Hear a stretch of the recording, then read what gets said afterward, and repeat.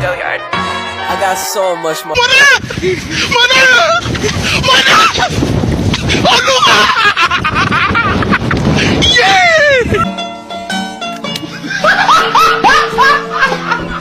Are you ready, kids? Aye, aye, Captain! I can't hear you. Aye, aye, Captain! Oh! Fucking design on right now. Break it down, bring it back, make it clap. I got 3 old thoughts, new block, where that thing. Bitches on my line, and you know. Baiklah, di sini saya akan menjelaskan tentang bagian G, hubungan istimbat hukum dengan metode ilmiah.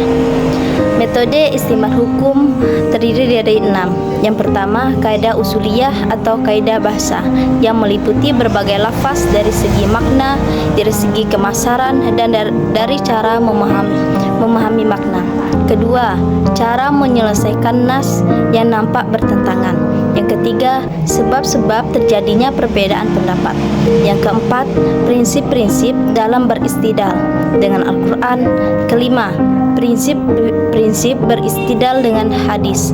Keenam, masalah-masalah yang tidak ditetapkan ketentuan hukum dalam Al-Quran dan hadis diselesaikan dengan cara kolektif.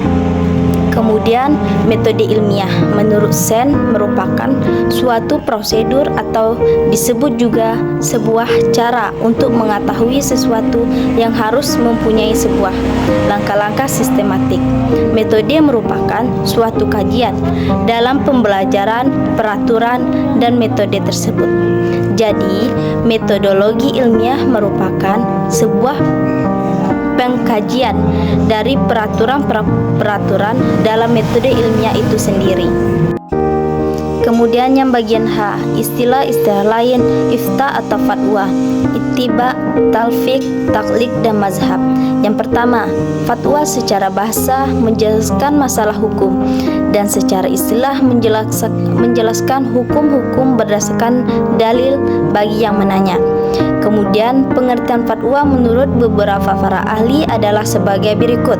Yang A, Al-Qadarawi mendefinisikan ifta atau fatwa sebagai menjelaskan hukum syariat tentang satu persoalan sebagai jawaban terhadap pertanyaan seseorang penanya, baik yang jelas maupun yang samar, individual maupun kolektif. Yang B, menurut ulama Hanafi, ifta atau fatwa adalah menjelaskan hukum terhadap suatu permasalahan atau bayan hukum al-masyalah. Yang C, dalam pandangan ulama Maliki, ifta atau fatwa merupakan menginformasikan tentang suatu hukum syariat dengan cara yang tidak mengikat. Kemudian ittiba ialah menerima pendapat orang yang berpendapat dan mengetahui di mana pendapat itu diambil. Orang yang berittiba disebut muttabi. Menurut Abdul Hamid, ittiba adalah menerima perkataan atau pendapat seseorang, sedangkan engkau mengetahui dari mana pendapat itu diambil. Menurut Abdul Hamid, ittiba adalah mengambil pendapat mujtahid dengan mengetahui dalilnya dan mengetahui metode mujtahid dalam mengambil hukum dalil itu. 3. Talfiq secara bahasa menyamarkan, sedangkan menurut istilah talfiq ialah mengamalkan suatu hukum yang terdiri dari 2 mazhab atau lebih, atau mencampur aduk hukum yang ditetapkan oleh suatu mazhab dengan mazhab lain. Pengertian talfiq menurut para ahli sebagai berikut. Yang pertama, Wabazuhaili memakai talfiq dengan melakukan suatu malam yang tidak dikatakan mujtahid dan mengamalkan dengan mengambil 2 pendapat mazhab atau lebih daripada satu amalan yang dimiliki rukun-rukun hingga amalan tersebut tidak diketahui oleh siapapun.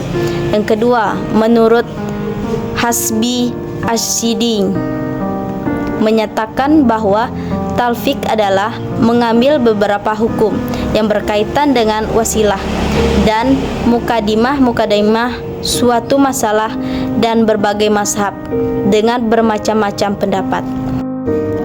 Yang keempat, taklid. Secara bahasa, meletakkan sesuatu di tekuk sebagai batasan terhadap sesuatu tersebut. Secara istilah, taklid adalah mengambil mazhab yang lain dengan tanpa mengetahui dalilnya. Pengertian taklid menurut beberapa ahli sebagai berikut. Yang pertama, Muhammad Rashidin Rada. Taklid ialah mengikuti pendapat orang lain yang dianggap terhormat dalam masyarakat serta dipercaya tentang suatu hukum agama Islam tanpa memperhatikan benar atau salah, baik atau buruk, manfaat atau mudarat hukum itu. Kemudian Ibnu Al-Huma, menurutnya taklid adalah beramal dengan pendapat seseorang yang pendapatnya itu bukan merupakan hujah tanpa mengetahui hujahnya. Yang terakhir, mazhab.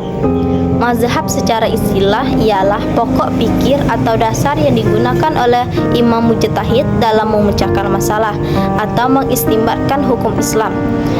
Pengertian mazhab menurut beberapa para ahli adalah sebagai berikut.